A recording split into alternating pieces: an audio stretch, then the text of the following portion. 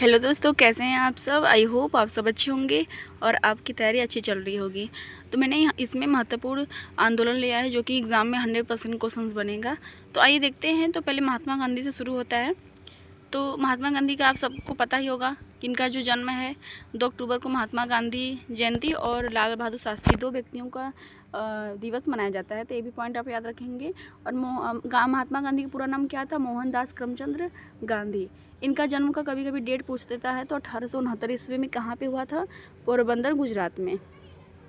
इनकी माता का नाम क्या था? पुतली बाई। और इनके पिता का नाम करमचंद गांधी। और इन्होंने अपना नाम जो है पिता के नाम से ही रखा था। अब इनसे क्या क्वेश्चन बनता है? तो महात्मा गांधी से क्वेश्चन जो हमारा दक्षिण अफ्रीका का है, इससे क्वेश्चन मोस्ट इंपॉर्टेंट क्वेश्चन हमारा पूछता है कि नटाल भारतीय कांग्रेस की स्थापना महात्मा गांधी जी ने कहाँ पे किया था? तो दक्षिण अफ्रीका में। ये बिल्कुल भी आप रट लीजिएगा। और किस लिए किया था? अफ्रीकियों के प्रति रंग भेद, मतलब जो कलर होता है, रंग भेद, जाति, इस सब के लिए मतलब खिलाफ मतलब इन सबको हटाने के लिए नटाल भारतीय कांग्रेस की स्थापना 1894 ईस्वी में किया था। बिल्कुल भी रट लीजिएगा कि नटाल भारतीय कांग्रेस की स्थापना महात्मा गांधी जी ने दक्षिण अफ्रीका में 1894 ईस्वी में।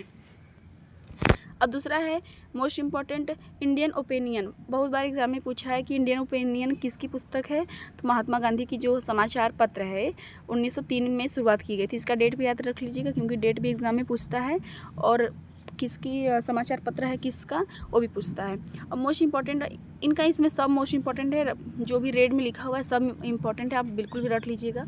फिनिक्स फॉर्म की स्थापना 1904 में और टॉलस्टॉय फॉर्म 1910 की स्थापना किया था। किसने? महात्मा गांधी जी ने। ये दोनों भी एग्जाम में बहुत बार क्वेश्चन पूछ चुका है, ये याद कर लीजिएगा। गांधी जी ने विवाह पंजीकरण अधिनियम के खिलाफ सत्याग्रह में शामिल रहे, ये भी पॉइंट याद कर लीजिएगा कि गांधी जी विवाह पंजीकरण अधिनियम के खिलाफ सत्याग्रह में शामिल हुए थे। प्रवासन, उन्होंने भारतीय प्रवासन पर लगे प्रतिबंध और हिंदू विवाह की मान्यता के लिए भी अभियान चलाया था, जिसे दक्षिण अफ्रीका में मान्यता नहीं दिया जाता या नहीं दी जा रही थी। अब एक क्वेश्चन रटा जो पूछता है एग्जाम में कि महात्मा गांधी दक्षिण अफ्रीका से भारत कब लौटे थे? तो 9 जनवरी 1915। और 9 जनवरी को क्या माना जाता है? भारतीय प्रवासी दिवस। इनके ही आने के उपलक्ष्य में ही 9 जनवरी को हमारा भारतीय प्रवासी दिवस मनाया जाता है, प्रवासी भारतीय दिवस के रूप में मनाया जाता है। उनकी गांधी जी के राजनीतिक गुरु कौन थे? गोपाल कृष्ण गोखले। एकदम बिल्कुल रट लीजिएगा, एग्जाम में जरूर पूछा है। और फिर इसके बाद आ जाता है भारत में उनकी पहली सार्वजनिक उपस्थिति 1916 में बनारस हिंदू विश्वविद्यालय के उद्घाटन में हुई थी। मतलब 1915 में अफ्रीका से आए थे। फिर उनका मतलब कि सार्वजनिक जो उपस्थिति है वो जब 1916 में बनारस हिंदू विश्वविद्यालय की स्थापना मदन मोहन मालवीय ने किया था, तब उनका उद्घाटन हुआ था। तो कितने में बीएचयू की स्थापना हुई? तो 1916 में, ये भी रट लीजिएगा। अब है बनारस हिंदू विश्वविद्यालय बीएचयू की स्थापना मदन मोहन मालवीय ने की थी। उन्होंने हिंदू महासभा 1915 की भी स्थापना की थी। तो हाँ, हिंदू महासभा भी रख लीजिएगा। हिंदू महासभा की स्थापना पंडित मदन मोहन मालवीय ने किया था। कब? 1915 में ही किया था। अब गांधी जी द्वारा लिखी पुस्तक हिंद स्वराज, जिसे इंडियन होम रूल के नाम से भी जाना जाता है, ये याद कर लीजिएगा। जो हिंद स्वराज है, ये मुझे भी नहीं पता, अभी पता चला मुझे भी। जो हिंद स्वराज है, जिसे इंडियन होम रूल के नाम से भी जाना जाता है। अब हम देख लेते हैं। हाँ, जिन्होंने उसमें लिखा था कि भारत में ब्रिटिश शासन भारतीयों द्वारा दिए गए सहयोग का परिणाम था, तो ये भी याद रख लीजिएगा। ये गांधी जी के शब्द हैं। किसमें? हिंद स्वराज में इन्होंने लिखा है क्या? भारत में ब्रिटिश शासन भारतीयों द्वारा दिए गए सहयोग का ही परिणाम था। कभी कभी किसका कथन भी पूछ लेता है। देखिए, ये महात्मा गांधी की आत्मकथा है। कौन? सत्य के साथ मेरे प्रयोग, माई एक्सपेरिमेंट विथ ट्रूथ। ये भी आप याद कर लीजिएगा। अब गांधी जी द्वारा कौन कौन से आंदोलन चलाए गए थे, मोस्ट इम्पॉर्टेंट याद कर लीजिएगा। तो पहला है चंपारण सत्याग्रह। इसका डेट भी पूछता है एग्जाम में। तो चंपारण सत्याग्रह गांधी जी ने चलाया था। इसको पहला सविनय अवज्ञा आंदोलन कहा जाता है। एग्जाम में ये भी पूछा है कि निम्नलिखित में से पहला सविनय अवज्ञा आंदोलन कौन है? तो चंपारण सत्याग्रह। अब हम देखते हैं कि और इसमें क्या क्वेश्चन पूछता है। तो राजकुमार शुक्ल ने गांधी जी को चंपारण बिहार आमंत्रित किया था। तो एक क्वेश्चन पूछा है कि किसने आमंत्रित किया था गांधी जी को चंपारण या बिहार में? तो राजकुमार शुक्ल ने। जहाँ किसानों कि तीन कठिया प्रणाली के तहत, ये तीन कठिया प्रणाली याद कर लीजिएगा। एग्ज़ाम में बहुत बार पूछा है कि तीन कठिया प्रणाली की शुरुआत किसने की थी, या किसको तीन कठिया प्रणाली को किसने मतलब कि किससे संबंधित था या किसने समाप्त किया था। तो जो तीन कठिया प्रणाली है वह महात्मा गांधी जो चंपारण अभियान में जब आए थे, चंपारण सत्याग्रह में, तो इसका मतलब क्या है कि 3/20 के हिस्से में जबरन नील की खेती करनी पड़ती थी। मतलब कि जो भी ज़मीन है उसका जो तीन कठिया मतलब तीन हिस्सा है वह जबरन नील की खेती। तो ये भी पूछता है कि किसकी खेती, नील की खेती। चंपारण सत्याग्रह में शामिल व्यक्ति कौन कौन से थे देख लेते हैं, क्योंकि ये भी एग्जाम में पूछता है। तो राजेंद्र प्रसाद, मजहर उल हक और JB कृपलानी मोस्ट इम्पॉर्टेंट है, बिल्कुल भी रट लीजिएगा कि चंपारण सत्याग्रह में डॉक्टर राजेंद्र प्रसाद, मजहर उल हक, JB कृपलानी थे। अब चंपारण कृषि अधिनियम कब आया था? 1918 में। चंपारण सत्याग्रह 1917 और चंपारण कृषि अधिनियम कब है? 1918। यह अधिनियम चंपारण सत्याग्रह का प्रत्यक्ष परिमाण था। इसने तीन कठिया प्रणाली को समाप्त कर दिया और अबवाब कर जो जमींदार किसानों के अवैध रूप में वसूलते थे को निलंबित भी कर दिया। मतलब तीन कठिया प्रणाली को भी और अबवाब जो कर था उसमें भी अवैध रूप से वसूली करते थे उसको भी समाप्त कर दिया गया।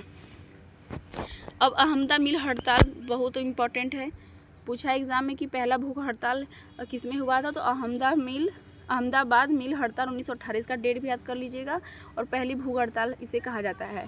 अनसुआ साराभाई ने गांधी जी को अहमदाबाद आमंत्रित किया था। जैसे राजकुमार शुक्ल ने चंपारण में गांधी जी को किया था आमंत्रित, वैसे ही अनसुईया साराभाई है अहमदाबाद इन्हें आमंत्रित किया था, जहां कपड़ा मिल के मजदूर आर्थिक अन्याय के खिलाफ संघर्ष कर रहे थे। मिल से ही पता कर सकते हैं मिल, नहीं तो फिर आप याद कर लीजिएगा कि कपड़ा से संबंधित था, जैसे नील की खेती से संबंधित था ऐसे ही कपड़ा मिल से संबंधित था। मजदूरों ने 50% वेतन वृद्धि की मांग की, लेकिन मिल मालिकों ने केवल 20% वृद्धि पेशकश की। ये हो गया हमारा। अब आता है खेड़ा सत्याग्रह। तो खेड़ा सत्याग्रह का डेट बिल्कुल भी याद कर लीजिएगा, डायरेक्ट पूछता है। और पहला असहयोग आंदोलन यहीं से शुरू हुआ था। और पहला सविनय आंदोलन चंपारण सत्याग्रह और पहला असहयोग आंदोलन खेड़ा सत्याग्रह। तो यह सत्याग्रह गुजरात के खेड़े जिले से किया था। तो इसका राज्य पूछता है कि किस राज्य से प्रारंभ किया था? गुजरात से। किसानों के समर्थन के लिए किया गया जो फसल खराब होने के कारण भूमि पर चुकाने में असमर्थ थे। अब हमारा नेक्स्ट है, अब खेड़ा सत्याग्रह के बाद आ जाता है भारत सरकार अधिनियम 1919। 1918 के बाद अब क्या आ जाता है हमारा 1919। इसको क्या आपको इसके बारे में याद रखना है, मोस्ट इंपॉर्टेंट है, तो बिल्कुल भी रटा होना चाहिए कि जो भारत सरकार अधिनियम 1919 है इसे किस नाम से जाना जाता है? तो इसे मार्टिन चेम्सफोर्ड सुधार के नाम से जाना जाता है। तो ये बिल्कुल भी याद कर लीजिएगा। और एक 1909 का है जो मार्टिन मिर्लो, तो इसमें कन्फ्यूजन होता है, तो बिल्कुल भी आप रट लीजिएगा कि जो भारत सरकार अधिनियम 1919 का है उसे मोंटेग्यू चेम्सफोर्ड सुधार के नाम से भी जाना जाता है। और भारत के सचिव थे और चेम्सफोर्ड वायसराय थे, दो व्यक्ति थे इसमें। मोंटेग्यू भारत के सचिव थे और चेम्सफोर्ड वायसराय थे। इसमें आपको क्या क्या याद रखना है? तो मोस्ट इम्पॉर्टेंट है पृथक निर्वाचक प्रणाली किसके लिए? ईसाइयों के लिए। तो एग्जाम में पूछता है कि किसने मतलब आंग्ल भारतीय और ईसाइयों के लिए, दोनों के लिए, ईसाइयों के लिए पृथक निर्वाचन प्रणाली का विस्तार किया था? तो भारत सरकार अधिनियम 1919 या मार्टिन चेम्सफोर्ड सुधार के नाम से जिसे जाना जाता है उसे। तो दोनों में से कोई भी एग्जाम ऑप्शन दे सकता है। प्रांतों में द्वैध शासन की शुरुआत मोस्ट इंपॉर्टेंट है, पूछता है एग्जाम में बहुत बार पूछा है कि द्वैध शासन की शुरुआत किससे हुई थी? तो भारत सरकार अधिनियम 1919 या मोंटेग्यू चेम्सफोर्ड सुधार से। ये आपको पता होना चाहिए। तो द्वैध शासन जो है दो भागों में विभाजित था। तो देख लेते हैं कि कौन कौन से भाग में विभाजित था। तो एक आरक्षित विषय और एक हस्तांतरित विषय। अगर क्वेश्चन को हार्ड बनाना होगा तो ये देगा कि निम्नलिखित में से कौन से विषय आरक्षित में शामिल है या हस्तांतरित में शामिल है। तो आपको याद होना चाहिए कि जो इसमें क्या है कि इसमें गवर्नर द्वारा उसकी कार्यवाही परिषद के माध्यम से प्रसारित किया जाता है और इसे विधान परिषद से चुने गए मंत्रियों द्वारा प्रसारित किया जाता है। तो पहले इसमें डिफरेंस हो गया। और कौन कौन से आरक्षित है? तो भूमि, राजस्व, पुलिस, वित्त, ये सब आरक्षित हैं। और हस्तांतरित में कृषि, स्वास्थ्य, शिक्षा, ये याद कर लीजिएगा। इसने केंद्र में द्विसदनी विधायिका की स्थापना की। किसने? भारत सरकार अधिनियम 1919 या मार्टिन चेम्सफोर्ड सुधार। दोनों में से कोई ऑप्शन में देता है। और ये भी क्वेश्चन मोस्ट इंपॉर्टेंट है, बिल्कुल भी मोस्ट इंपॉर्टेंट है। जैसे कि द्वैध शासन किसने प्रारंभ किया, वैसे ही केंद्र में द्विसदनीय विधायिका की स्थापना किसने की, भारत सरकार अधिनियम 1919। अब हमारा नेक्स्ट है रोलेट एक्ट, मोस्ट इंपॉर्टेंट ये भी है। तो रोलेट एक्ट का पहले डेट ही याद कर लीजिएगा। सभी का आंदोलन या जो भी है उसको आपको पहले डेट याद होना चाहिए। रोलेट सत्याग्रह महात्मा गांधी द्वारा ही रोलेट अधिनियम 1919 किसने किया था, महात्मा गांधी ने। इसका महत्वपूर्ण क्या था कि अहिंसक आंदोलन था जिसे ब्रिटिश सरकार ने भारत में क्रांतिकारी गतिविधियों को दबाने के लिए पारित किया था। किसके लिए, जो क्रांतिकारी जो गतिविधियां थी उसको दबाने के लिए। इस अधिनियम को काला अधिनियम भी कहा जाता है और इस अधिनियम में बंदी प्रत्यक्षीकरण कानून को निलंबित करने की मांग की गई थी। तो मोस्ट इंपॉर्टेंट ये पॉइंट आप याद कर लीजिएगा, जो किसी व्यक्ति के गैर कानूनी हिरासत के खिलाफ अधिकार की रक्षा करता है। और रोलेट एक्ट को बिना कानून, बिना अपील, बिना वकील के मतलब कि एक्ट भी कहा जाता है, क्योंकि ना उसमें कोई वकील था ना कोई कानून बना, डायरेक्ट पारित हो गया था। इसीलिए रोलेट अधिनियम की पृष्ठभूमि कहाँ से शुरुआत हुई है ये देख लेते हैं। तो इसका सुझाव सिडनी रोलेट एक ब्रिटिश न्यायाधीश ने दिया था। किसने, सिडनी रोलेट, इनके नाम से भी देखिए है तो आप याद कर लेंगे। इसका आधिकारिक नाम है अराजक एवं क्रांतिकारी अपराध अधिनियम 1919। तो देखिए क्वेश्चन को हार्ड बनाना होगा तो यही दे सकता है कि अराजक एवं क्रांतिकारी अपराध अधिनियम किसे कहा जाता है, तो रोलेट अधिनियम को। इस अधिनियम ने ब्रिटिश सरकार को बिना मुकदमे के लोगों को गिरफ्तार करने के और बिना सबूत के 2 साल तक कैद में रखने की अनुमति दी। तो ये आपको याद रखना है कि कितने साल तक जेल करना है, मतलब बिना मुकदमा दायर नहीं हुआ लेकिन लोगों को गिरफ्तार किया जाता था, तुरंत गिरफ्तार किया जाता था और 2 साल तक कैद रखने की अनुमति मिल जाती थी। अब भारत रक्षा अधिनियम 1915 देख लेते हैं। तो पहले अपडेट याद रख लीजिएगा कि भारत रक्षा अधिनियम 1915 प्रथम विश्व युद्ध के दौरान बना कानून था और प्रथम विश्व युद्ध भी तो 1914 से प्रारंभ हुआ था, जबकि उस समय प्रथम विश्व युद्ध समाप्त हो चुका था। अब हम देख लेते हैं जलियांवाला बाग हत्याकांड, मोस्ट इम्पॉर्टेंट 1919, पहले डेट याद होना चाहिए। तो जलियांवाला बाग हत्याकांड 1919, यह घटना 13 अप्रैल 1919 को बैसाखी के दिन घटा था। अमृतसर की जलियांवाला बाग में लोग 2 कारणों से एकत्रित हुए थे, बैसाखी का उत्सव मनाने एवं सैफुद्दीन किचलू और डॉक्टर सत्यपाल की गिरफ्तारी के विरोध में। तो ये आपको याद रखना है कि किसके विरोध में, मतलब कि व्यक्ति लोग मतलब विरोध कर रहे थे, तो सैफुद्दीन किचलू और डॉक्टर सत्यपाल को गिरफ्तार करने के लिए। मैं अमृतसर वहाँ पे जलियांवाला बाग हत्याकांड अपने देखी हूँ, अभी भी वो 2 दीवार हैं जिसमें गोली चली थी और दीवार में से छेद है, मैंने वो देखा है। अभी गए थे, क्लास 10th में हम पढ़ रहे थे तभी गए थे तो देखे थे। बिना किसी चेतावनी के ब्रिगेडियर जनरल रेजिनाल्ड डायर ने अपने सशस्त्र सैनिकों ने के बाग एकमात्र निकास द्वार बंद कर दिए और भीड़ पर गोली लगाने का आदेश दे दिया। तो जनरल डायर आप याद कर सकते हैं, नाम इनका पूछता है कि किसने, मतलब कि किसके आदेश पे जनरल डायर, मतलब किसके आदेश पर भीड़ पर गोलियां चलाई गई, तो जनरल डायर के आदेश पर। अब नेक्स्ट है हमारा, अब देख लेते हैं कि जलियांवाला बाग हत्याकांड के परिणाम क्या थे। तो जलियांवाला बाग हत्याकांड के परिणाम थे कि मोस्ट इम्पोर्टेंट एक क्वेश्चन पूछता है कि किस आंदोलन में या किस सत्याग्रह में, किस आंदोलन में या किस कांड में रविन्द्रनाथ टैगोर ने अपनी नाइटहुड की उपाधि लौटा दी थी। तो जलियांवाला बाग हत्याकांड, ये बिल्कुल याद कर लीजिएगा, मोस्ट इम्पॉर्टेंट है और बहुत ज़्यादा एग्जाम में पूछा हुआ है। और महात्मा गांधी ने कौन सी उपाधि लौटा दी थी, कैसरे हिंद। दोनों लोगों का क्वेश्चन इंपॉर्टेंट है, पूछता है। जो उन्हें बोअर युद्ध के दौरान उनके कार्यों के लिए मिली थी। हंटर आयोग की स्थापना किसने किया था, तो रेजिनाल्ड डायर की कार्रवाई की जांच के लिए किया गया था। हंटर आयोग की स्थापना जो जनरल डायर ने जो गोली चलाई थी उसकी जांच के लिए किया गया था, लेकिन इसे कोई दंडात्मक कार्रवाई नहीं की गई। और ब्रिटिश संसद ने क्षतिपूर्ति अधिनियम पारित किया ताकि उसे संरक्षण मिल सके। तो बस आपको रविन्द्रनाथ टैगोर को नाइटहुड उपाधि याद करना है, महात्मा गांधी का कैसरे हिंद उपाधि का नाम याद रखना है और हंटर आयोग की स्थापना किसने किया था, ये सब याद रखना है। अब हम देख लेते हैं ब्रिटिश अभिजात वर्ग ने मॉर्निंग पोस्ट, ये याद कर लीजिएगा, ये सब मुझे भी नहीं पता है, सच बताऊं तो मुझे भी ये नहीं याद था। ब्रिटिश अभिजात वर्ग ने मॉर्निंग पोस्ट धन संग्रह अभियान डायर के समर्थन में शुरू किया, जिन्हें रुडयार्ड किपलिंग ने भी योगदान किया। तो बस आपको मॉर्निंग पोस्ट याद रखना है कि मॉर्निंग पोस्ट है क्या, धन संग्रह का एक हिस्सा है, धन इकट्ठा करने का। अब हम देख लेते हैं कि अरूर सिंह नहीं, अरूर सिंह, हाँ अरूर सिंह स्वर्ण मंदिर के पुजारी थे, जिन्होंने जनरल डायर को सिख की उपाधि दी, जिनके विरोध में 1920 में गुरुद्वारा सुधार आंदोलन की शुरुआत की गई थी। एक बार नज़र में रख लीजिएगा, क्योंकि नए क्वेश्चन हैं तो पूछ भी सकते हैं। ये सब क्वेश्चन तो ज़्यादा एग्जाम में देखने को मुझे नहीं मिला है अभी तक, जो भी प्रीवियस ईयर एग्ज़ाम का क्वेश्चन देखती हूँ। तो उधम सिंह ने माइकल ओडायर, जो जलियांवाला बाग हत्याकांड के समय पंजाब के उपराज्यपाल थे, डायर का समर्थन करते हैं कि हत्या राम मोहम्मद सिंह आज़ाद के नाम से प्रयोग इतना इम्पोर्टेंट नहीं है। अब हम देखते हैं खिलाफत आंदोलन 1919, ये मोस्ट इम्पॉर्टेंट है। तो प्रथम विश्व युद्ध के बाद शुरू किया गया था। प्रथम विश्व युद्ध समाप्त होने पर अंग्रेजों ने तुर्की में खलीफा को सत्ता से हटा दिया। इससे पूरी दुनिया में मुसलमान भड़क गए और भारत में खिलाफत आंदोलन की शुरुआत हुई। किसकी वजह से हुई? तो बस यही है, अंग्रेजों ने तुर्की खलीफा को सत्ता से हटा दिया, इसके वजह से ही खिलाफत आंदोलन हुआ। तो इसका आपको क्या याद रखना है कि अखिल भारतीय खिलाफत समिति की स्थापना 1919 में बम्बई में की गई थी। तो बम्बई आपको ये डेट याद रखना है, और ये 1919 डेट याद रखना है, और स्थान का नाम याद रखना है। जिसका नेतृत्व किसने किया था? अली बंधु। अली बंधु में देखिए पूछता है कि अली बंधु निम्नलिखित में से अली बंधु में कौन कौन से आते हैं? तो मौलाना अली और शौकत अली, लास्ट में दोनों का अली है, लेकिन नाम भी आप याद रख लीजिएगा क्योंकि कठिन बना सकता है। और कौन थे? मौलाना अबुल कलाम आज़ाद, हज़रत मोहानी, अजमल खान।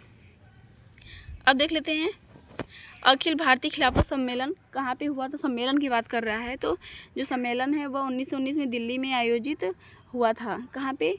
दिल्ली में आयोजित हुआ था, जिसके पहले अध्यक्ष कौन थे? महात्मा गांधी। और इस सम्मेलन का कांग्रेस और बीजी तिलक ने विरोध किया था। अब आपको यहाँ पे मोस्ट इम्पोर्टेंट याद रखना है कि भारतीय राष्ट्रीय मुक्ति संघ की स्थापना किसने किया था? तो सुरेंद्र नाथ बनर्जी द्वारा, ये आपको याद होना चाहिए। अब हम बात करेंगे असहयोग आंदोलन। तो इसका आपको डायरेक्टली पहले डेट याद होना चाहिए, तो कि 1920 में शुरू किया गया था। 1920 में कलकत्ता में आयोजित कांग्रेस के विशेष अधिवेशन में असहयोग आंदोलन को मंजूरी दी गई थी। तो कहाँ पे? कलकत्ता में। ये सब आपको भी डेट याद होना चाहिए। अब इसके कारण 15 सदस्यीय कांग्रेस कार्य समिति का गठन भी किया गया था। उतना इम्पोर्टेंट नहीं है, बस आपको हाँ ये याद रखना है आपको कि कितने सदस्य का कांग्रेसी कार्य समिति का गठन किया गया था। तो 15 सदस्यीय। अब हम देखते हैं कि जिन्ना एनी बेसेंट बीसी दत्त ने वैचारिक मतभेदों के कारण कांग्रेस से इस्तीफा दे दिया था। कब? असहयोग आंदोलन 1920 में। किसने इस्तीफा दे दिया था? जिन्ना एनी बेसेंट बीसी दत्त ने वैचारिक मतभेदों के कारण कांग्रेस से इस्तीफा दे दिया था। गांधी जी ने खिलाफत आंदोलन को असहयोग आंदोलन में शामिल किया ताकि हिंदू मुस्लिम एकता बनी रहे। अब आ जाता है 1921। तो तिलक स्वराज कोष की तो कब हुआ था? तिलक स्वराज कोष की स्थापना 1921 में। तो इसका डेट आपको याद होना चाहिए। और किसकी स्मृति में किया गया था? देखिए इनके नाम से पता चलता है, तो बीजी तिलक की स्मृति में। और अब हमारा है एका आंदोलन। तो एका आंदोलन पूछा एग्जाम में, पूछ चुका है। तो एका आंदोलन 1921 यूपी, नेतृत्व किसने किया था? मदारी पासी ने किया था। अब आ जाता है मोपला विद्रोह, जिसे मालाबार भी बोलते हैं और मपिल्ला भी बोलते हैं। दोनों म से हैं, तो इसलिए आपको कन्फ्यूजन नहीं होगा, और याद कर लीजिएगा। इसका डेट आपको याद होना चाहिए, क्योंकि मालाबार विद्रोह या मोपला विद्रोह का डेट एग्जाम में ऐसे ही डायरेक्टली एग्जाम में पूछ देता है।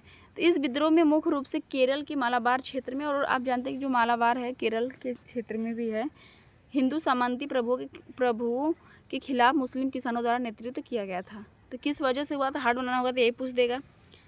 अब हम देख लेते हैं अवध किसान आंदोलन, मोस्ट इम्पॉर्टेंट है। ब्रिटिश शासनकाल के विरोध में एक किसान आंदोलन भी शुरू हुआ था। अवध किसान सभा का गठन 1920। बाबा रामचंद्र, देखिए अवध में रामचंद्र जी थे, भगवान जी थे अवध में। तो ऐसे आप तुरंत याद कर लेंगे, और इसका डेट 1920 में। अब हमारा नेक्स्ट है,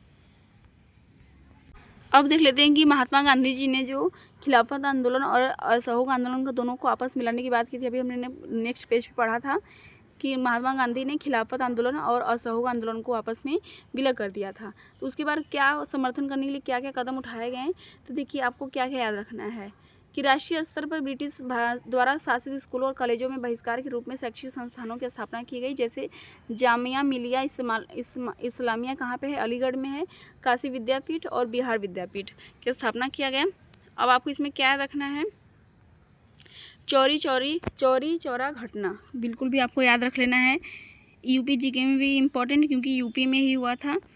तो 4 फरवरी 1922, ये पूरा डेट याद रखिए। 4 फरवरी भी याद कर लीजिएगा, क्योंकि ऐसे मैंने का क्वेश्चन देखा है जिसमें डेट सहित पूछा है। तो अगर आपको 4 फरवरी याद नहीं रहेगा तो क्वेश्चन आपका आता हुआ गलत हो जाएगा। तो 4 फरवरी 1922 को असहयोग आंदोलन की भीड़ ने गोरखपुर के चौरी चौरा गाँव में एक पुलिस स्टेशन को आग लगा दी थी, जिसमें 22 पुलिसकर्मी मारे गए थे। इसके परिणाम स्वरूप हिंसा के कारण गांधी जी ने असहयोग आंदोलन वापस ले लिया और बाद में मार्च 1922 में ब्रिटिश सरकार द्वारा गांधी जी को जेल भेजा गया। तो हमारा क्वेश्चन ये पूछता है कि महात्मा गांधी ने असहयोग आंदोलन वापस कब लिया था। तो चौरी चौरा घटना 1922 में। 1919 खिलाफत वाले में मिलाया था, और 1922 में जब चौरी चौरा घटना हुआ तो उसमें गांधी जी ने असहयोग आंदोलन को वापस ले लिया था। अब हम देख लेते हैं, अब हमारा इम्पोर्टेंट है, हाँ, जब मतलब अलग हो गया तो उसमें क्या हुआ कि आंदोलन का निलंबन और राजनीतिक शून्यता क्या हुआ।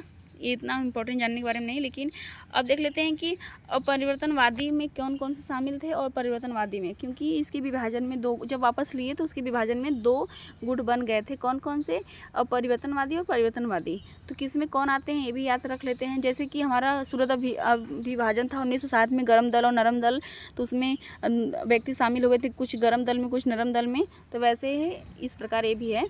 तो इस गुट में कौन कौन थे, अपरिवर्तनवादी में डॉक्टर राजेंद्र प्रसाद, वल्लभ भाई पटेल और M.A. अंसारी ने किया था। ये गांधी जी के सिद्धांतों को जारी रखने में विश्वास करते थे। उन्होंने ब्रिटिशों का बहिष्कार किया और आश्रम स्कूल की स्थापना की। अपरिवर्तनवादी में देख लेते हैं कि C.R. दास, मोतीलाल नेहरू और अजमल खान ने किया था। उनका मानना था कि विधायी परिषदों में प्रवेश करके वे ब्रिटिश शासन को अंदर से चुनौती दे सकते हैं। अब हमारा नेक्स्ट है स्वराज पार्टी का स्थापना, मोस्ट इम्पोर्टेंट। स्वराज पार्टी की स्थापना कब हुआ था, 1922 में। परिवर्तनवादी गुट ने अपनी अलग अलग राजनीतिक पार्टी बनाई, जिसे अखिल भारतीय खिलाफत स्वराज पार्टी या स्वराज पार्टी कहा गया है। नेतृत्व किसने किया था, C.R. दास। और अध्यक्ष कौन थे, नेतृत्व भी C.R. दास ने किया। तो अध्यक्ष के बारे में पूछता है कि स्वराज पार्टी के अध्यक्ष कौन थे, तो C.R. दास। और सचिव कौन थे, मोतीलाल नेहरू। उद्देश्य क्या था, परिषद को समाप्त करना तथा या उसे सुधारना। अब एक आ जाता है इम्पोर्टेंट क्वेश्चंस, सार्वजनिक सुरक्षा बिल। तो सार्वजनिक सुरक्षा बिल कब आया था, 1988 में। अब देख लेते हैं चित्तरंजन दास के लिए एक इम्पोर्टेंट क्वेश्चन पूछता है, जिसे C.R. दास भी कहते हैं, उसे देश बंधु के नाम से भी जाना जाता है। तो ये बिल्कुल भी रट लीजिएगा। अब कांग्रेस का बेलगांव अधिवेशन मोस्ट इंपॉर्टेंट है, 1924। पहले डेट याद रख लीजिएगा, क्योंकि इसमें गांधी जी से रिलेटेड है, इसलिए इंपॉर्टेंट हो जाता है। तो यह कांग्रेस का एकमात्र अधिवेशन है जिसकी अध्यक्षता गांधी जी द्वारा किया गया था। तो यही क्वेश्चन पूछता है कि निम्नलिखित में से कौन एकमात्र अधिवेशन है जिसकी अध्यक्षता गांधी जी द्वारा किया गया था। तो बेलगांव अधिवेशन 1924। इस अधिनियम में स्वराज पार्टी को कांग्रेस के भीतर स्वीकार कर लिया गया था। अब हमारा नेक्स्ट है, अब आ जाता है समाजवाद। तो समाजवाद की स्थापना किसने किया था, ये आपको याद होना चाहिए। तो कार्ल मार्क्स के द्वारा।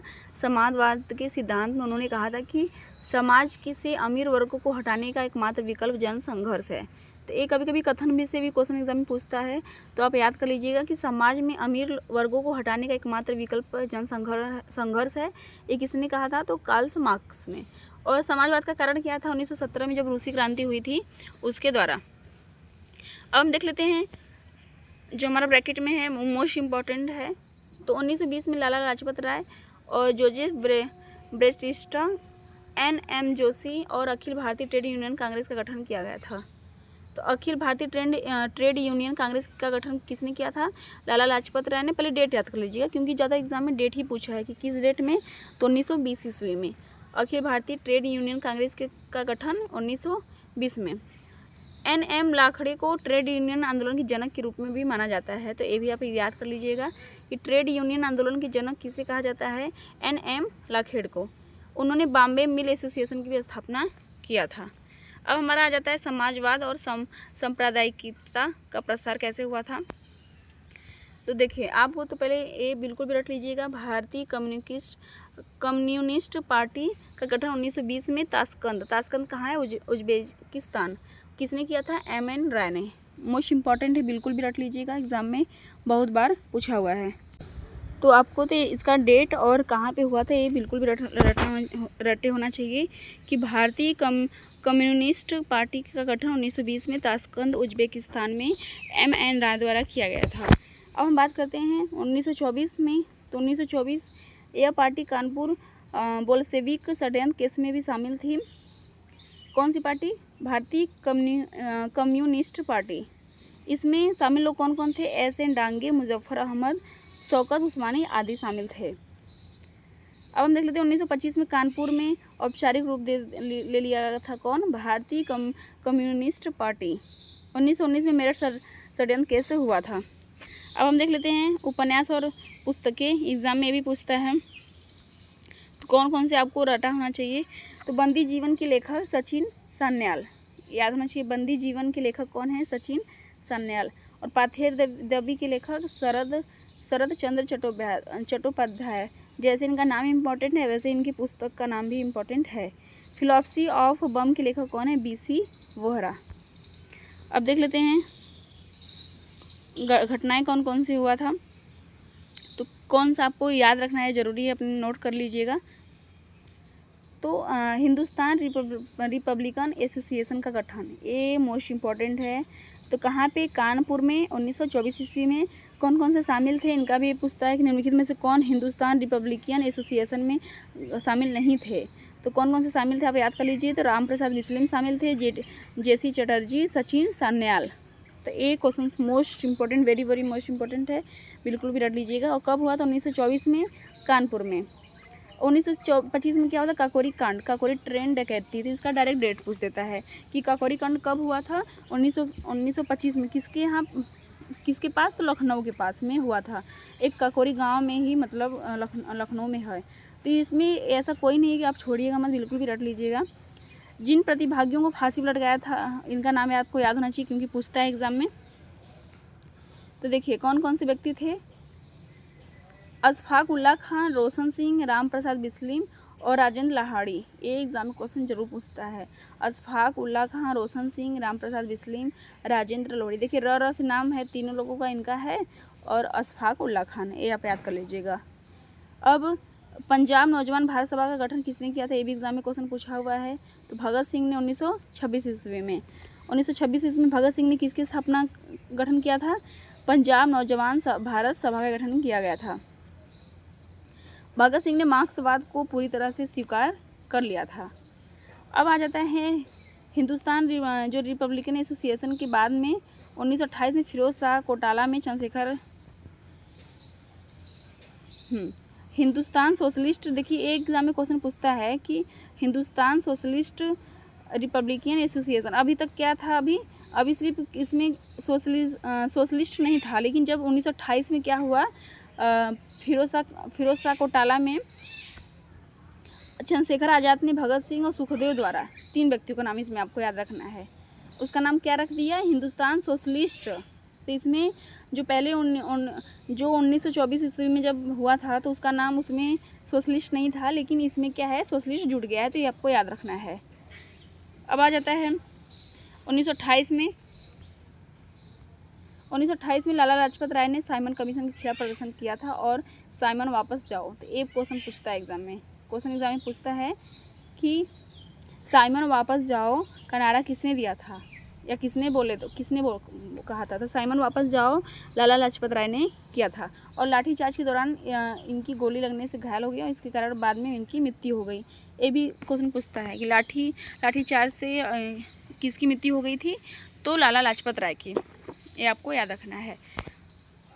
1928 में भगत सिंह, सुखदेव और राजगुरु ने लाला लाजपत राय की मौत का बदला लेने के लिए लाहौर में गलती से स्कॉट की जगह पे सैंडर्स को मार डाला। तो किसको मारना था इनको? स्कॉट को। ये नाम आप याद रख लीजिएगा क्योंकि एग्जाम में पूछा हुआ है। अब एक इम्पॉर्टेंट क्वेश्चन है यहाँ पे 1929 में भगत सिंह और बटुकेश्वर दत्त ने केंद्रीय विधानसभा पर बम फेंका था। तो एक एग्जाम में क्वेश्चन पूछता है कि केंद्रीय विधानसभा पर बम कब फेंका गया था? 1929 में। किसने? भगत सिंह और बटुकेश्वर दत्त ने। एक क्वेश्चन इंपॉर्टेंट है, याद कर लीजिएगा। क्या कारण था? सार्वजनिक सुरक्षा विधेयक 1928 जो एक राष्ट्र विरोधी था, जैसा कि स्वराज पार्टी ने कहा था, और व्यापार विवाद विधेयक 1900 के खिलाफ विरोध किया गया था। किसी को मारना नहीं था बल्कि बहरों के कानों तक हाँ, ये पूछता है क्वेश्चन कि इसका उद्देश्य क्या था। तो वही बल्कि बहरों के कानों तक आवाज़ पहुंचाना था, लेकिन उसमें स्कॉट की जगह पे सैंडर्स को मार दिए। अब हमारा नेक्स्ट है 1929 में क्या हुआ। चंद्रशेखर आज़ाद लॉर्ड इरविन की ट्रेन को उड़ाने की साजिश में शामिल थे। दुर्भाग्य ये योजना विफल हो गई। तो 1929 में चंद्रशेखर आज़ाद ने लॉर्ड इरविन, उसमें जो वायसराय था इरविन ही था, भगत सिंह, सुखदेव और राजगुरु को लाहौर षड्यंत्र केस में दोषी ठहराया गया था। तो आपको पहले रट लीजिएगा, बिल्कुल भी कॉपी पे नोट कर लीजिएगा कॉपी पर कि लाहौर षड्यंत्र केस में कौन कौन से दोषी ठहराए गए थे। भगत सिंह, सुखदेव और राजगुरु, और इन्हीं तीनों लोग को 23 मार्च 1931 को फांसी दे दी गई थी, जिसे अब शहीद दिवस का मनाया जाता है 23 मार्च। तो किसके लिए? भगत सिंह, सुखदेव और राजगुरु, तीनों का नाम याद कर लीजिएगा। उनको तीनों लोगों को 23 मार्च 1931 को फांसी दी गई थी। इसका डेट याद रख लीजिएगा। किस षड्यंत्र में? तो लाहौर षड्यंत्र केस में, बिल्कुल भी रट लीजिएगा। नोट 30 जनवरी, जिस दिन महात्मा गांधी की मृत्यु हुई थी, उस दिन भी शहीद दिवस के रूप में मनाया जाता है। अब भगत सिंह की पुस्तक क्या है ये भी याद रख लीजिएगा, मैं नास्तिक क्यों हूँ, why I am an atheist. ये भी आप याद रख लीजिएगा कि मैं नास्तिक क्यों हूँ। एक किसकी पुस्तक है? भगत सिंह की पुस्तक है। अब देखिए बंगाल में क्या हुआ था, तो इम्पॉर्टेंट है, सब इम्पॉर्टेंट है। जब आप नोट्स बनाएंगे तो आपको 1-1.5 घंटे लग सकते हैं इसको पूरा लिखने में, क्योंकि बहुत ज़्यादा कंटेंट है। और आप एक बार याद करके देखिएगा, एग्ज़ाम में आपको क्वेश्चंस ज़रूर मिलेगा। तो देखिए 1930 में चटगांव सत्याग्रह छापे पर नेतृत्व सूर्यसेन ने। तो ये पूछता है डायरेक्ट कि चटगांव सत्याग्रह छापे कब हुआ था? तो 1930 में। और किसने किया था? तो सूर्यसेन ने, जिन्हें मास्टर दा के नाम से भी जाना जाता है। किसे? सूर्यसेन को। इसमें शामिल महिला प्रतिभागी कौन कौन सी महिला भी शामिल थी? तो प्रीति लता वद्देदार, कल्पना दत्ता, सुनीति चंदेरी, बीना दास। अब देखिए यहाँ पे अल्फ्रेड पार्क कहाँ पे है? तो यह कहाँ पे है? प्रयागराज में है। इसे चंद्रशेखर आज़ाद की प्रतिमा बनाई गई थी, क्योंकि अल्फ्रेड पार्क में ही चंद्रशेखर आज़ाद ने खुद को गोली मारी थी। तो 27 फरवरी 1931 को। अब हम देख लेते हैं साइमन कमीशन।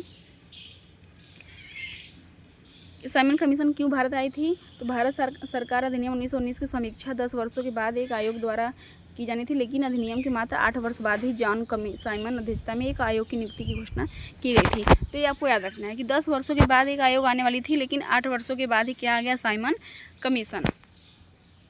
अब इसमें आपको मोस्ट इम्पोर्टेंट क्या याद रखना है कि जब साइमन कमीशन जब आया तो उसमें ब्रिटेन का प्रधानमंत्री कौन था? तो क्लाइमेट एटली। ये आपको याद रखना है। 1928 में साइमन कमीशन भारत पहुंचा, ये याद रखना है। 3 फरवरी 1928 में पहुंचा था।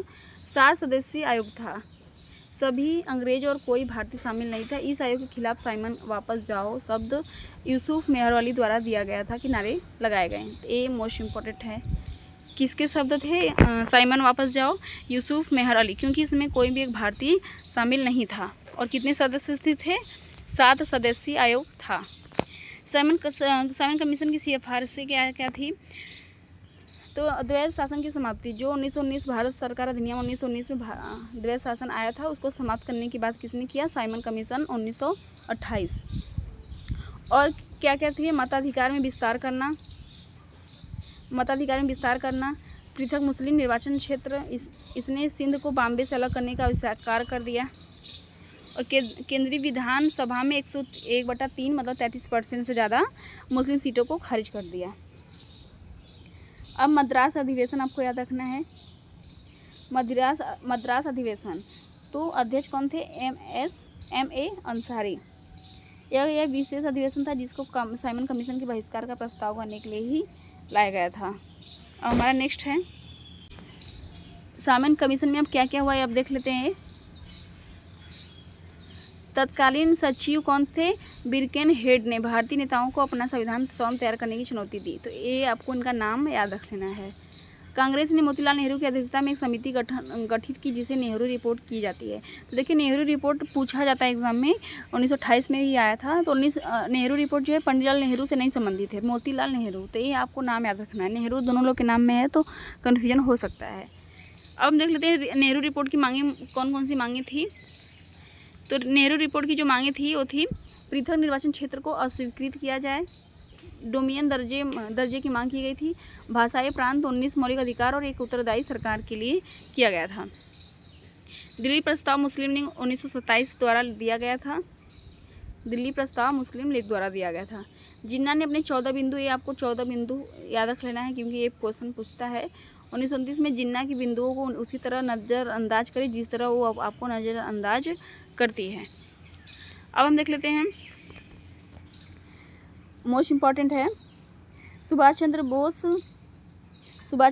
जवाहरलाल नेहरू और श्रीनिवास अयंगर ने 1928 में भारतीय स्वतंत्रता लीग का गठन किया। लीग का गठन नेहरू रिपोर्ट के विरोध में किया गया था। भारतीय कमीशन के समर्थक कौन से समर्थक थे? तो भीमराव अंबेडकर और हिंदू महासभा मदन मोहन मालवीय द्वारा 1915 में स्थापित किया गया था। अभी मैंने नेक्स्ट पेज पे पढ़ाया था आपको, 1915 में स्थापित जो किया गया था। ये सामन कमीशन के समर्थक थे कौन से? भीमराव अंबेडकर और मदन मोहन मालवीय, ये दोनों आप डेट याद कर लीजिएगा। अब हमारा नेक्स्ट है, कौन से सविनय अवज्ञा आंदोलन को जन्म देने के कारक हैं वो देख लेते हैं। तो कलकत्ता अधिवेशन, इस अधिवेशन में नेहरू रिपोर्ट को स्वीकार किया गया था। किस अधिवेशन में? कलकत्ता अधिवेशन 1928 में, ये बिल्कुल भी याद कर लीजिएगा। इरविन की घोषणा 1929, ये डेट याद रख लीजिएगा। इसे दीपावली घोषणा के नाम से भी जाना जाता है। वायसराय लॉर्ड इरविन ने भविष्य में डोमिनियन स्टेट को दर्जा देने और साइमन कमीशन को रिपोर्ट के बाद गोलमेज सम्मेलन का वादा किया। अब दिल्ली घोषणा पत्र देख लेते हैं, कब आया था? 1929 में। इसमें गोलमेज सम्मेलन में भाग लेने के लिए भारतीय नेताओं की कई प्रमुख शर्तों को रेखांकित किया गया था। अब मोस्ट इम्पोर्टेंट लाहौर अधिवेशन, इसका आपको डेट याद रख लेना है और इसकी अध्यक्षता किसने किया था? जवाहरलाल नेहरू इसने किया था, ये आपको याद रखना है। और इसके मतलब जो लाहौर अधिवेशन है उसके निर्णय क्या थे कि प्रथम गोलमेज सम्मेलन का बहिष्कार किया गया। किसने? लाहौर अधिवेशन में। और लक्ष्य क्या था? पूर्ण स्वराज। तो ये पूछता है हमारा क्वेश्चंस की पूर्ण स्वराज की जो मांग है वो किस में किया गया था? तो लाहौर अधिवेशन 1929 में पंडित जवाहरलाल नेहरू द्वारा। तो ये आपको याद होना चाहिए। 31 दिसंबर 1929 जवाहरलाल नेहरू ने रावी नदी के तट पर इंकलाब जिंदाबाद के नारे के साथ झंडा फहराया था। तो रावी नदी के तट पर, ये भी आपको याद रखना है। 26 जनवरी 1930 को प्रथम स्वतंत्रता दिवस के रूप में तय किया गया था। कौन सा? 26 जनवरी 1930 को, ये ना कि आप 1949 या 47 से समझ लें। 26 जनवरी 1930 को। अब हमारा नेक्स्ट है, हाँ ये हमारा इम्पोर्टेंट है, जो डोमिनियन स्टेट्स की मांग किसने की थी सबसे पहले? तो तेज बहादुर सप्रू और M.R. जयकर ने की थी, जयकर ने। तो ये आप याद रख लीजिएगा कि डोमिनियन स्टेट की जो मांग है सबसे पहले तेज बहादुर सप्रू और M.R. जयकर ने की थी, मोस्ट इम्पॉर्टेंट है। इंकलाब जिंदाबाद का नारा हजरत मोहन ने दिया था। अब आ जाता है सविनय अवज्ञा आंदोलन। तो दांडी मार्च सविनय अवज्ञा आंदोलन की शुरुआत थी। समय अवधि 12 मार्च से लेकर 6 अप्रैल 1930 तक। गांधी जी ने नमक कानून तोड़ने के लिए साबरमती आश्रम अहमदाबाद से दांडी तक 78 प्रतिनिधियों के साथ 241 मील की पैदल दूरी की थी। तो ये आपको ये भी याद रखना है, कभी कभी एग्जाम में इनकी मील की दूरी भी पूछ दी है, तो ये आपको दोनों याद रखना है। और कहाँ से शुरू किया था? तो साबरमती आश्रम से शुरू किया था, ये भी आपको याद होना चाहिए, जिसके कारण इसे नमक सत्याग्रह के नाम से भी जाना जाता है। गांधी जी ने गुजरात के धरसाना में छापामार आंदोलन का निर्णय किया था, लेकिन 4 मई गांधी जी की गिरफ्तारी के बाद अब्बास तैयब जी ने धरसाना नामक उत्पादन केंद्र पर आंदोलन का नेतृत्व किया था। तो अब्बास तैयब जी ने, ये भी आपको याद होना चाहिए। हमारा नेक्स्ट है, अब हमारे इसके बाद है कौन सा, हाँ खान अब्दुल गफ्फार खान के बारे में देख लेते हैं, इनसे एग्जाम में क्वेश्चन पूछता है। तो इन्हें फ्रंटियर गांधी कहा जाता था, पहले ये रट लीजिएगा। और इन्हें लाल कुर्ती आंदोलन चलाया गया था, ये भी मोस्ट इम्पॉर्टेंट है। और स्थापना खुदाई खिदमतगार, ये एग्जाम में क्वेश्चन बहुत बार पूछा हुआ है कि खुदाई खिदमतगार किसने किया था? तो खान अब्दुल गफ्फार खान, जिसे फ्रंटियर गांधी और लाल कुर्ती से नाम से जाना जाता है। और इन्होंने गदर पार्टी का स्थापना 1913 में भी किया था, गदर पार्टी, ये भी हमारा एग्जाम में क्वेश्चन पूछता है। अब हम देख लेते हैं धरसाना जो था, सरोजिनी नायडू, इमाम साहब और मणिलाल के धरसाना ने गांधी जी को अधूरे काम को संभाला। तो इतना एग्जाम में डिटेल में नहीं पूछने वाला है। अब लेकिन एक यहाँ पे मोस्ट इम्पॉर्टेंट है, कमला देवी चट्टोपाध्याय ने गांधी जी से प्रसिद्ध कथन कहा था, इस आंदोलन को केवल पुरुषों तक सीमित न रखें। किसने कहा था? कमला देवी चट्टोपाध्याय ने। अब हम देख लेते हैं गांधी इरविन समझौता। तो इनके नाम से ही पता चल रहा है कि इसमें गांधी जी और इरविन थे। कब हुआ था? 1931 में। 14 फरवरी को गांधी और इरविन के बीच हस्ताक्षर हुए थे। अब हम देख लेते हैं इरविन की गांधी जी से क्या मांगे थी। इरविन की गांधी जी की यही मांगे थी कि सविनय अवज्ञा आंदोलन को निलंबित कर दे और दूसरे गोल सम्मेलन में शामिल हो जाएं, जो 1931 में 1930 से गोल में सम्मेलन शुरू हुआ था। तो 1930, 31, 32 3 गोल में सम्मेलन हुए थे। तीनों गोल सम्मेलन में, गोलमेज सम्मेलन में किसने भाग लिया था? भीमराव अम्बेडकर ने तीनों में भाग लिया था। एक बहुत रटा हुआ क्वेश्चन से एग्जाम में पूछता है। अब हम देख लेते हैं नेक्स्ट हमारा, अब हम देख लेते हैं कराची अधिवेशन। मोस्ट इम्पॉर्टेंट, कराची अधिवेशन 1931। आपको डेट याद रखना है और किसने अध्यक्षता की थी? तो सरदार पटेल जी ने। ये आपको याद होना चाहिए। गांधी इरविन समझौता या दिल्ली समझौता स्वीकार कर लिया गया था किसमें? कराची अधिवेशन में। कांग्रेस को द्वितीय गोलमेज सम्मेलन में भाग लेने पर सहमति व्यक्त की थी। एक एग्जाम में क्वेश्चन पूछता है कि निम्नलिखित में से किस अधिवेशन में कांग्रेस को द्वितीय गोलमेज सम्मेलन में भाग लेने के लिए सहमति मिल गई थी? तो कराची अधिवेशन 1931 में। पूर्ण स्वराज का लक्ष्य दोहराया गया था। पहली बार पूर्ण स्वराज का अर्थ बताया गया था। 2 प्रस्ताव अपनाए गए थे, मौलिक अधिकार और राष्ट्रीय आर्थिक नीति। मौलिक अधिकार और राष्ट्रीय आर्थिक नीति डिटेल में लिख लीजिएगा, किसी भी एग्जाम की तैयारी कर रहे होंगे उसमें इम्पोर्टेंट है। गोलमेज सम्मेलन, तो गोलमेज सम्मेलन क्यों आया था? तो साइमन कमीशन रिपोर्ट और देश में भावी सुधारों पर चर्चा करने के लिए इसे लंदन में किया गया था। तो पहले ये भी याद रख लीजिएगा, लंदन में। कहाँ पे हुआ था गोलमेज सम्मेलन? लंदन में हुआ था। अब हम देख लेते हैं 3 गोलमेज सम्मेलन आयोजित किए गए थे। कितने? 3। तो ये भी डे पूछता है कि कितने शामिल किए गए थे, आयोजित किए गए थे 3। पहला 1930 से 31 में, फिर दूसरा 31 से 31 में समाप्त हुआ था। एक मार्च आरटीसी जिसमें गांधी जी और कांग्रेस ने भाग लिया था। तो कौन सा गोलमेज सम्मेलन था जिसमें गांधी जी और कांग्रेस दोनों ने भाग लिया था? तो दूसरा गोलमेज सम्मेलन था। तीसरा कब हुआ था? 1932 में ख़त्म हुआ था। भीमराव अम्बेडकर ने सभी तीनों गोलमेज सम्मेलन में भाग लिया था। ये आपको याद होना चाहिए। और 29 दिसंबर 1931 को CDM को फिर से शुरू किया गया था। तत्कालीन वायसराय बेल्डिंगन ने गांधी जी को मिलने से इनकार कर दिया था। 4 जनवरी 1932 को गांधी जी को गिरफ्तार किया गया था। 1932 में ही गिरफ्तार किया गया था। तो ये रहे हमारे महत्वपूर्ण आंदोलन, जो कि एग्ज़ाम में आप एक बार लिख कर याद कर लीजिएगा, देखिएगा आपको एग्ज़ाम में ज़रूर मिलेगा। तो ऑल दी बेस्ट आप सभी को।